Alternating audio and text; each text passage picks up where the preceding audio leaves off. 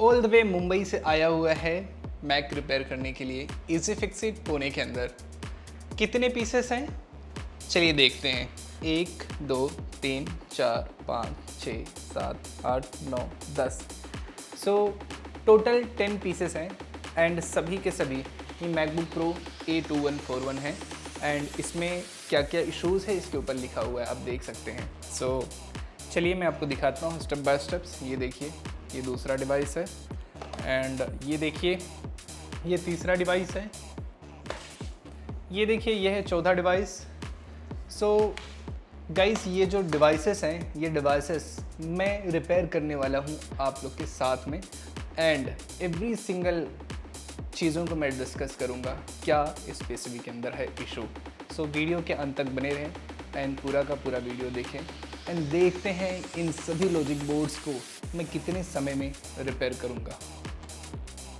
So guys अब हम लोग इस डिवाइस को सबसे पहले ओपन कर लेंगे। ओपन करने के बाद में इसके लॉजिक बोर्ड्स को बाहर निकालते हैं एंड उसके बाद में देखते हैं क्या है इसमें इशू। देखिए वेंडर ने साइन मारा हुआ है सभी के सभी पार्ट्स पे। अगर आप भी एक वेंडर हैं, अगर रिपेयर करवाना चाहते हैं सो आप भी इसी तरीके से ही भेजना हमारे पास में, ताकि कल का कोई प्रॉब्लम ना हो सके कि सर ये पार्ट मिसिंग है, वो पार्ट गायब है। देखिए ये सर्विस वाला काम है बेसिकली। इसमें क्या होता है, छोटी छोटी चीज़ों से ट्रस्ट टूट जाता है। सो इसीलिए मैं सभी के सभी वेंडर से रिक्वेस्ट करता हूँ कि सेम फॉर्मेट अगर फॉलो करेंगे तो ट्रांसपेरेंसी बनी रहेगी, ताकि आपको भी तकलीफ़ ना हो और हमें भी तकलीफ़ ना हो। सो फटाफट हम इस डिवाइस को खोल लेते हैं एंड उसके बाद में इस डिवाइस को रिपेयर करेंगे। ठीक है, मैं इस पे मार्क कर रहा हूँ, ये जो होगा ये 1 नंबर डिवाइस होगा हमारा। सो गाइज मेरा जो माइक्रोफोन है ना वो था बंद एंड यहाँ पर जो है देखिए गलती से टाइमर भी चालू है। ठीक है, so I am really sorry for that. So देखिए लॉजिक बोर्ड्स जो है हमने खोल लिया है एंड अब इसको हम लोग टेस्ट कर रहे हैं। ठीक है, सो सबसे पहले हमें कनेक्ट करना होगा DCPS को। DCPS को कनेक्ट किया है मैंने। देखिए ये जो है डिवाइस 45 मिली एम्प्स करंट कंजम्पशन कर रहा था। देन उसके बाद में देखिए मैं शॉर्टिंग चेक कर रहा हूँ अब। ठीक है, सो सबसे पहले हमें मल्टीमीटर को डायोड मोड पे रखना है एंड देन उसके बाद में हमें चेक करना होगा इसका PP बस। PP बस देखिए इसका शॉर्ट है। ठीक है, सो अब इसके बाद में हमें यहाँ पर देखिए ये 2 फ्यूज़ लगे हुए हैं। फ्यूज़ पर मैं चेक कर रहा हूँ, देखिए माइक्रोस्कोप के अंदर है ये और यहाँ पर स्टिल ये शॉर्ट दिखा रहा है। ठीक है, सो ये चीज़ कंफर्म हो गई एंड देन उसके बाद में अब हमें क्या करना होगा एग्जैक्टली सबसे पहले इस डिवाइस को हमें थर्मल कैमरा के थ्रू चेक करना होगा कि एग्जैक्टली कौन सा कंपोनेंट्स शॉर्ट है। ठीक है, सो जो PP बस का जो फ्यूज़ है उस फ्यूज़ पे हमें एक सोल्डर जॉइंट करके, ठीक है, उसको बाहर निकाल लेना है, एक सोल्डर वायर कनेक्ट कर देना है। ठीक है, एंड देन उसके बाद में हमें अराउंड 2 से 3 वोल्ट्स रखना है एंड देन उसके बाद में हमें चेक करना है कि ये कितना मिली एम्प करंट कंजम्पशन कर रहा है। सो यहाँ पर मैंने देखा कि अराउंड 200 मिली एम्प्स था। सो बेसिकली 200 मिली एम्प्स जो था ये PP बस आपका फुल्ली शॉर्ट नहीं है। इसका मतलब कोई सेकेंडरी लाइन है जिसके अंदर शॉर्टिंग है। सो यहाँ पर देखिए मैं थर्मल कैमरा के अंदर इसे चेक कर रहा हूँ धीरे धीरे करके। सो देखिए यहाँ पर जो है ना, यहाँ पर जहाँ पर मेरा फिंगर रखा हुआ है ये काफ़ी एरिया गर्म हो रहा है। सो अब इसको जो है ना हम लोग बोर्ड को घुमा देंगे दूसरे साइड। ठीक है, सो देखिए मैंने बोर्ड को घुमा दिया, दूसरे साइड मूव कर दिया एंड उसके बाद में यहाँ पर जो है ये जो है SSD का जो चिप है वो काफ़ी गर्म हो रहा है। ठीक है, सो अब एक काम कर रहे हैं हम लोग फिर से इसको मूव कर दिया है। ठीक है, एंड यहाँ पर जो है देखिए माइक्रोस्कोप्स में मैं आपको दिखा रहा हूँ SSD के IC को एग्जैक्टली। ठीक है, सो अब इसे जो है ना हम लोग मल्टीमीटर से चेक करेंगे। ठीक है, इसका जो आउटपुट है, आउटपुट में शॉर्ट है या नहीं है। आप यहाँ देख सकते हैं इसका जो आउटपुट है ना वो शॉर्ट है और वो आउटपुट में 2.5 वोल्ट्स आता है। सो इसके प्रीवियस वीडियो में भी मैंने डिस्कस किया है इसके बारे में, ये किस तरीके से शॉर्ट होता है और ये किस तरीके से ख़राब होता है, मैं उसका लिंक जो है ना मेरे कार्ड में ऐड कर दूंगा, ठीक है, आपको मिल जाएगा वहाँ से, वो वीडियो आप देख सकते हो। अब इस केस में हमें सभी के सभी नेट्स को निकालना होगा, इसके आईसी को भी हमें रिप्लेस करना होगा। फिर से मेक श्योर करने के लिए मैं यहाँ पर थर्मल कैमरा यूज़ कर रहा हूँ। मैंने फिर से उसके आउटपुट में मैंने पावर को इंजेक्ट किया है। अब देखते हैं क्या चीज़ गर्म हो रही है। देखिए यहाँ पर जो पहला और दूसरा वाला नैंड है ना, ये दोनों के दोनों गर्म हो रहे हैं। ये जो है मेरे प्रीवियस एक्सपीरियंस से मुझे पता है कि जब ये शॉर्ट होता है ना, ये चारों के चारों नैंड को उड़ा देता है, ठीक है। ऐसा नहीं है इसमें कि एक बच जाएगा, दो बच जाएगा। ये शॉर्ट हो गया ना, इसका मतलब एवरीथिंग हैज़ बीन डिस्ट्रॉयड, ठीक है, सब के सब खत्म हो गए। मैंने आईसी को निकाल दिया, देखिए फिर से मैंने चेक किया, बट स्टिल फिर से शॉर्ट है ये।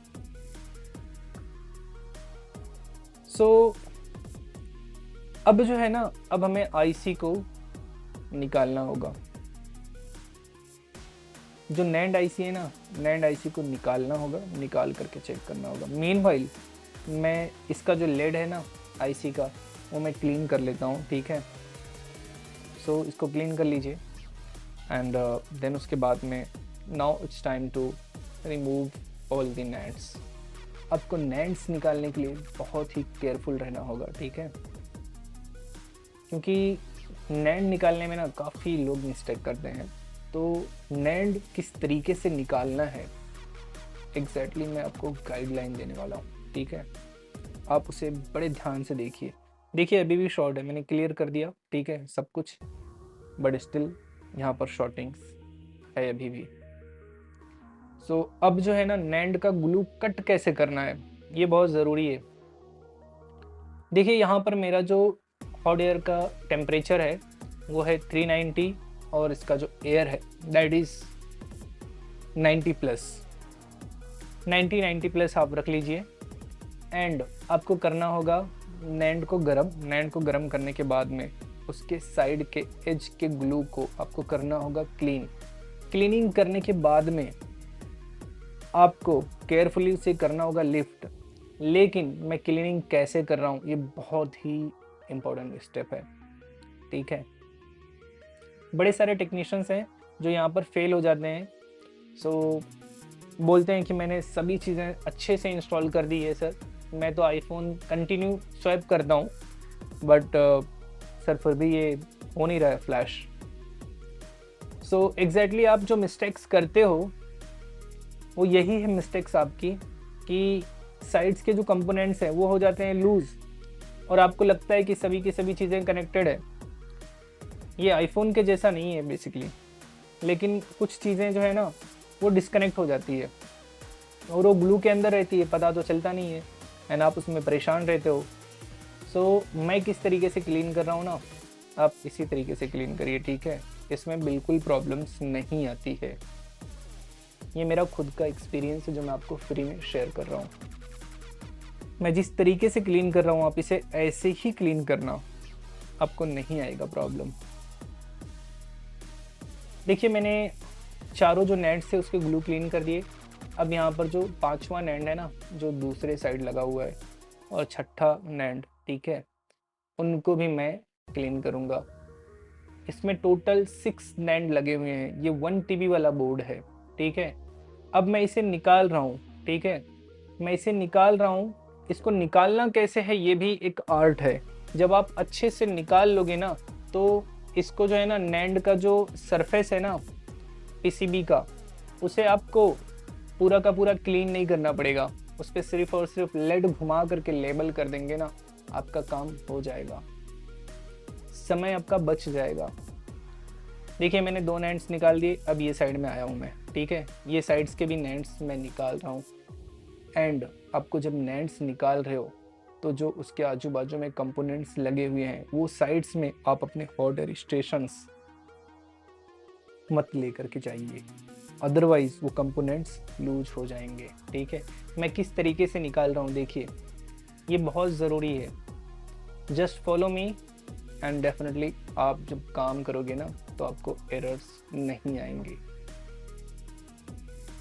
मैंने दूसरे साइड्स में बोर्ड को पलटी कर दिया एंड अब फिर से इसको निकाल रहा हूँ। कोई भी होल्डर्स वगैरह यूज़ नहीं कर रहा हूँ, कोई ज़रूरत नहीं है होल्डर की। ये बोर्ड ही इतना बड़ा है, क्या करोगे आप होल्डर, ज़रूरत तो नहीं है वैसे। ठीक है, देखिए सभी के सभी नेट्स को निकाल दिया। ठीक है, एंड अब बात आती है प्रोग्रामिंग की। ठीक है, सो प्रोग्रामिंग कैसे करना है अगर आप जानना चाहते हो तो जा करके कमेंट सेक्शन में लिखिए आई वांट टू नो। ठीक है, आप कमेंट सेक्शन में जा करके लिखिए आई वांट टू नो, मैं आपको उसका लिंक जो है ना भेज दूंगा। एंड यहाँ देखिए मैंने जो हार्ड डिस्क निकाली है, देखिए साइड के कंपोनेंट्स कितने परफेक्टली सेफ हैं, बिल्कुल ज़रा सा भी सोल्डर आउट नहीं हुआ है वहाँ से। सो ये जो है ना, ये जो मैजिक ट्रिक है ना, ये मैजिक ट्रिक बहुत ज़रूरी है। अगर आपके पास में ये परफेक्ट मैजिक ट्रिक है ना, तो आप स्ट्रगल नहीं करने वाले हो। ठीक है, बड़े आसानी से आप इसे रिपेयर करोगे। सो अब जो है ना, मैंने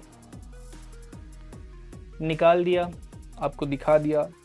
इसका जो है बेसिकली सरफेस जो है बहुत ही परफेक्टली फाइन है। देखिए प्रोग्राम मैंने हार्ड डिस्क को कर दिया एंड अब ये हार्ड डिस्क को जो है मैं इंस्टॉल करूँगा। ठीक है, लेकिन इसके सरफेस को क्लीन कैसे करना है ये भी एक सीक्रेट है। ठीक है, सो अगर इस सीक्रेट को आप अगर जानते हो तो आपको पूरा का पूरा क्लीन ही नहीं करना पड़ेगा, डायरेक्टली आप लगा दोगे। सो देखिए यहाँ पर मैं जो स्टेप्स फॉलो कर रहा हूँ, आप एक एक स्टेप्स को ध्यान से देखना। ठीक है, तभी आपको जो है ना सक्सेस मिलेगा इसके अंदर, अदरवाइज इतने आसानी से नहीं मिलने वाला है। ठीक है,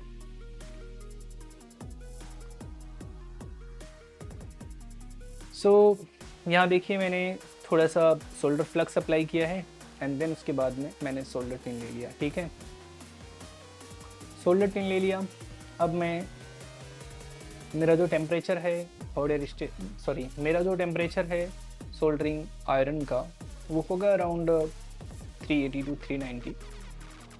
ठीक है, आप इस पे ही क्लीन करिए क्योंकि ये जो इसका सोल्डर का टिन होता है वो हाई मेल्टिंग टेम्परेचर वाला होता है। ठीक है, तो अगर आप कम रखते हो लाइक एन आईफोन तो ये मेल्ट नहीं होगा। आपको जो है ना बहुत ही केयरफुली देखना है मैं किस तरीके से इसे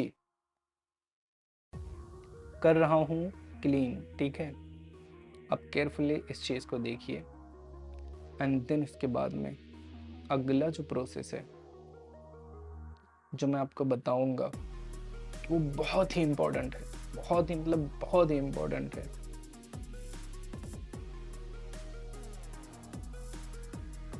सो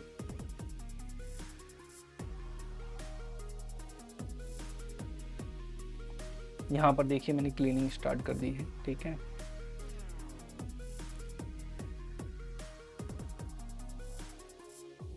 आपको बहुत ही केयरफुली करना है इस क्लीनिंग्स को।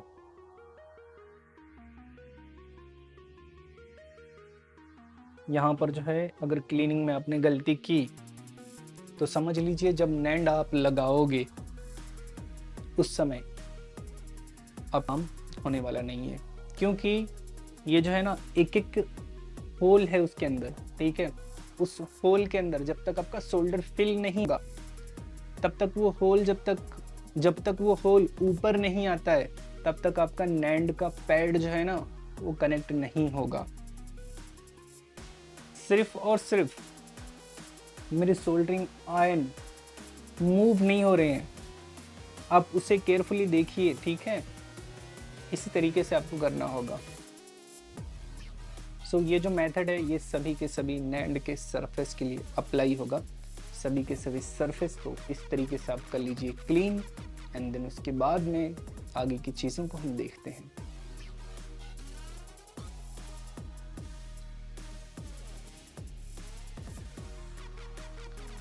इसको आपको करना होगा बड़े अच्छे से क्लीन। ठीक है, अगर क्लीनिंग में गलती की, अगर कोई भी डस्ट इसके अंदर आ गया वाइल इंस्टॉलिंग, तो भी अगर कोई बॉल डिस्कनेक्टेड है तो अभी आपका काम नहीं होने वाला है।